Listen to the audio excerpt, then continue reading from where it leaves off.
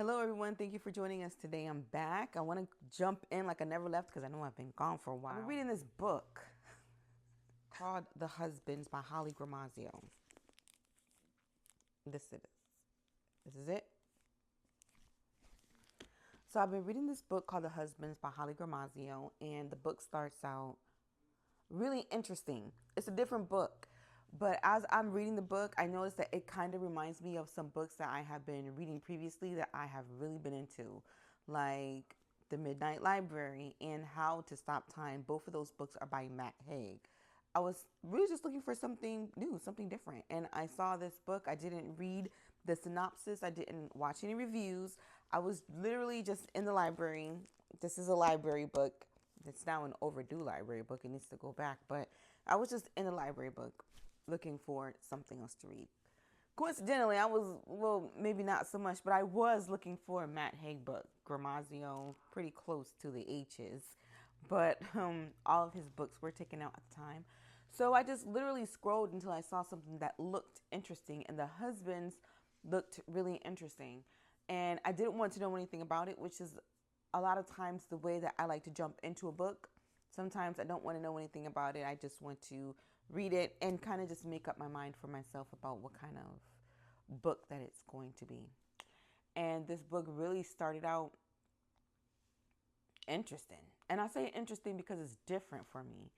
So the thing that happens to Lauren in this book is she's just out having a good time with the friends, hanging out, living life. And it's time to say goodnight. She goes home where she thinks things are normal, but they aren't. And there are going to be spoilers. So spoiler alert. Before I get into this, I'm not just going to give you like a baseline, like what I think about this book. And it's not my intention to spoil the book for you, but I might be giving away some spoilers, especially like unintentionally. So if you don't want to accidentally hear something about the book that you don't want to know yet, then, just come back and watch this video after you read it. And then we can see if we have the same feelings about this book, because I have feelings about this book.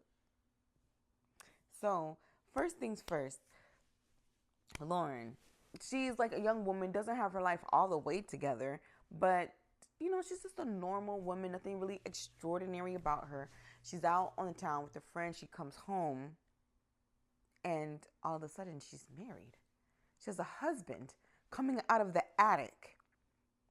Now this is weird and this is different, especially for Lauren, who left the house that day as a single woman. Went out with her friends as a single woman connected to no man. She ate dinner. She went to work. She relaxed, had a great day, and was expecting to come home as a single woman. That didn't happen. She is freaked out. Of course, maybe she thinks she's tripping. Or maybe she had too much to drink, right? So she is like afraid of this man. Like there is no way. And this man is trying to convince her, babe, I'm your husband. I know you've had a lot to drink. You've been out on the town with your friends. I'm going to give you some time. I'm going to give you your space to, pull yourself together because I'm your husband. And Lauren looks through her phone and she finds that in her phone there is a history of her and this man together. She doesn't know what's going on. She thinks she's losing her mind. She goes to sleep. She wakes up. She's still married. The husband is still there. And she sends him to the attic for something. He comes down, another man, a new husband. So now she's on husband number 2. And this is how the book continues to go. She has all of these husbands and you read about her experiences in all of these relationships. But one of the things that I found really interesting about this is that it's not just her husbands that are changing. Her whole world and her existence around her changes. Like she has a sister who is planning on getting married. She has nieces and nephews and pets or no pets. It just depends on which life she ends up in. Sometimes she's extremely wealthy and motivated because her husband is wealthy or motivated or whatever. And sometimes she's really into plants. Sometimes she's not. Sometimes she's sipping on tea and sometimes she's sipping on a coffee. Sometimes she's a little bit more fit, and sometimes she's just her normal, regular self. It really does just depend on who she is married to. Some of the conclusions that I have come to while reading this book, and one of them is the people that you keep around you kind of do have an impact on the way that you live your life. And I wonder if that was one of the reasons, or if that was one of the goals that the writer had in this book. Because with every life she has, she is very much a different person. She's same in the ways of, she might have some sayings that she says all the time, or she might have taste in music, television shows, which I won't give away, but there's a television show that seems to reoccur in most of her lives with these husbands. But every time she is in a new relationship, the other relationships around her change. The relationship with her mother changes. Even the taste that her mother has and certain things change, which sometimes it makes me think, like, is the taste changing because you no longer need certain supports from your parents that you do when you're in a certain life? And that might be interesting. That might be something that you might want to read, because it gives you insight into kind of knowing who you are as a person if you were in this situation. But I feel like Lauren is missing the picture every time she gets a new husband. I feel like she is becoming less and less, hinged of a person with each husband until she gets to Carter. And this book takes place in London, and everything about it is very English. And then she gets this husband from America, and she falls head over heels for him. He is, in many ways, just perfect. They go to her sister's wedding together. They have a beautiful evening. And from this point on, she's just thinking, man, I can really set up a life. If I can't stop this addict from producing husbands, then I'm just going to keep Carter. And Carter and I are just going to live this wonderful and beautiful life. Like, she is wildly attracted to him. He is sweet. He's considerate. He cares about her feelings. And she feels like she can see herself with him. Until he goes in the attic, not at her request, but he's going up there to look for their wedding pictures. Like, this is what a great guy Carter is. So he goes up to the attic to get their wedding pictures because they have just had this beautiful experience at the wedding, and they want to relive their moments. And she wants to see them because, of course, she hasn't seen them. She doesn't know what happened, because she doesn't have, when she goes into a new life, she doesn't share the memory. She is having that experience from that time on. Another thing about this that's really interesting is that time doesn't stop. Time is a continuous thing. It continues to move. And the only thing that seems to change is the universe around her. Like, her surroundings are different. Her living room is her living room, but maybe the wallpaper has changed. Or maybe now instead of a microwave, she has a toaster oven. Or maybe now instead of a toaster oven, she is living a very minimalist life. And maybe there's a bookshelf, there's a figurine, there's a mirror, there's a picture, there's something that is or isn't there from the life that she once knew. To the point where now, when she continues to graduate into more husbands, she's starting to notice that maybe she doesn't even know what her life before the husbands even looked like, which can be really hard, especially when you're trying to live, a solid foundational life, which she's not living. So, and she loses her mind when Carter goes into the attic and some other guy comes down. And then she's like, well, maybe at some point we could just cycle back around and Carter will come back. But Carter, never comes back. Instead, what happens is, she just becomes more and more dissatisfied with her life. And she does get repeat husbands, but Carter is not one of them. And one of the things that she does discover is that her husbands are in her life as just random people. Like her former husbands that she had before, they're still in the world, They just don't know her as a wife, or in some cases, they just don't even know her as a friend. Now, there are instances where she sees a husband as a friend of a friend, and they know each other that way. And then she has the memory of her once being a wife to this person, but they don't have that same experience because for them it's a new universe. They don't know about her, which is kind of what happens when she breaks into an old husband's house. So one of the husbands that she has, um, very wealthy, and the apartment with the attic, she turns into an Airbnb. And so she's living this fabulous life in this smart home that has codes for everything. And she's a stepmom in this one. And, she's going to pick up her stepson in the G Wagon and her expensive tracksuit with all of the other moms at the pickup line, sipping coffee out of their Stanleys, picking up their children from the private school. And he is a brat. He has an air assault rifle that he uses to kill squirrels. Like he's doing his own thing, okay? And yeah, he may have been one of the reasons why she decided to get her husband to go back up in the attic, but she met the right one. Because when she goes back to the attic, she calls her very wealthy husband like, I want you to go get something out of the attic. It would mean so much to me. Well, he sends people to do that because who has time, as a wealthy man making deals, who has time to be going up into a dusty attic to retrieve whatever their wife wants? So, yeah, so that took some coercing. So she exchanges him for another husband, and she gets husbands that she doesn't even like.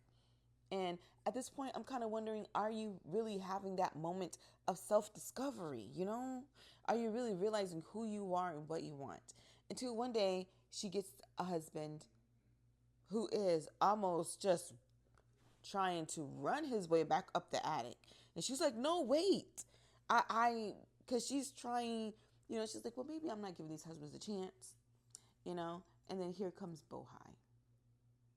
And I like Bohai. He is the comic relief, right? And I'm like, yes, Bohai is here. Why? Because she realizes and he realizes that they are both having the same experience. They are both experiencing it in different ways. In her way, she sends a man up to the attic and it brings her a man down. For him, he might be going through an attic, a basement, a cabinet, okay, a storage bin, something with an opening, but it's different for him every time. And he also gets to choose, when he leaves. Like he has like some type of autonomous function over this mysterious time and space portal that they seem to have going on. And she doesn't have that. And so I thought about this, and when you read this, or if you have read this, let me know if you thought about this too. And my thinking was, as a woman, there are many more steps that you have to go through in order to get the life you want when you are unsatisfied, when you're dissatisfied with something, right? And here you go, you have this man that comes along and he's able to they're having the same experience, but they're experiencing it differently. When he's ready to go, he can exchange his life on the terms that he sees fit. And she doesn't have that. There's one point in the book where she's so desperate to exchange her husband that she goes to an ex-husband's house because a lot of their lives remain the same in a sort of way. And so her husband, the wealthy husband, she goes there, she steals a rifle, and she holds her husband literally at gunpoint because this one husband did not want to go back up in the attic. To get him to go back up in the attic, had she been Bohai and had she had access to a portal, she would have been able to leave and exit that life into a new life in any way she wanted. And so I just wanted to know what you thought about that. Was that like really a conversation about identity and the way it plays a part in your life, especially in things that we can't necessarily control? Like here she is, a woman in a world that has to like coerce people to be or not be in their lives, and then her counterpart, who just happens to be a man, decides that he can just leave and get out of the situation with no strings attached. I don't know.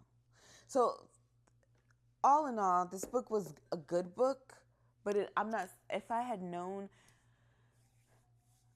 what happened at the end, okay, because throughout the book, I'm searching for a reason, right?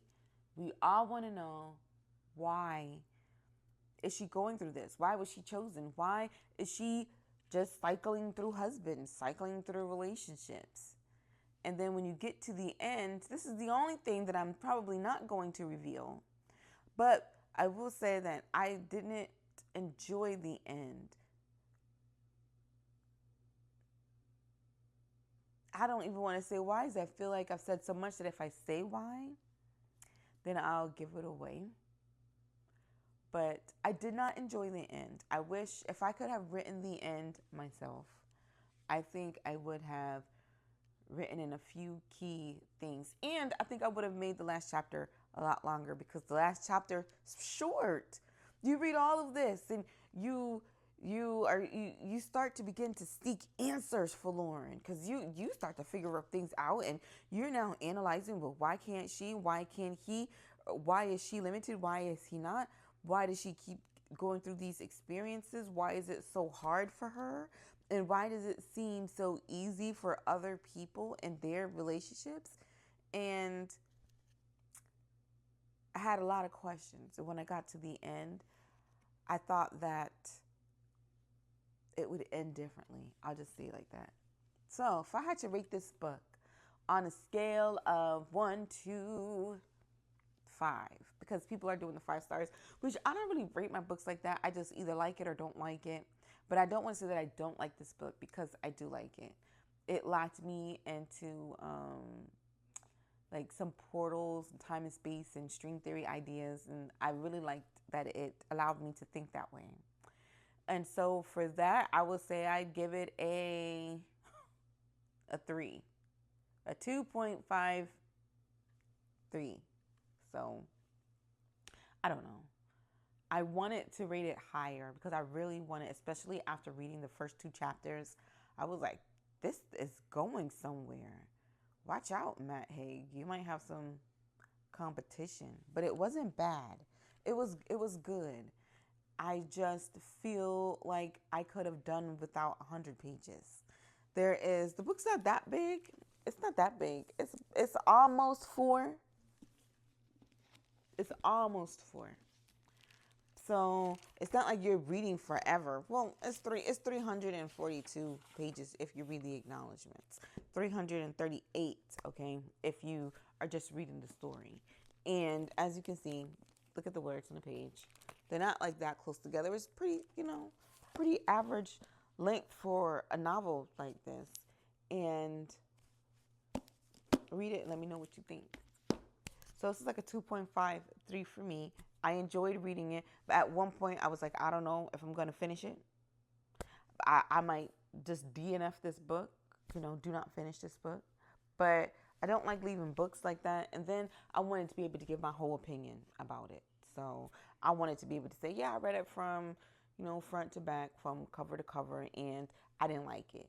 Or, and I liked it. Or, and I thought it was just okay. So I think overall, I think it was just okay. I think it had a really strong start, and I don't like the way that it ended. Although it did end in a cute way, I don't like the way that it ended. So I suggest that you read this book so that you can form your own opinion on it. And I'll see you guys soon. Thanks for watching.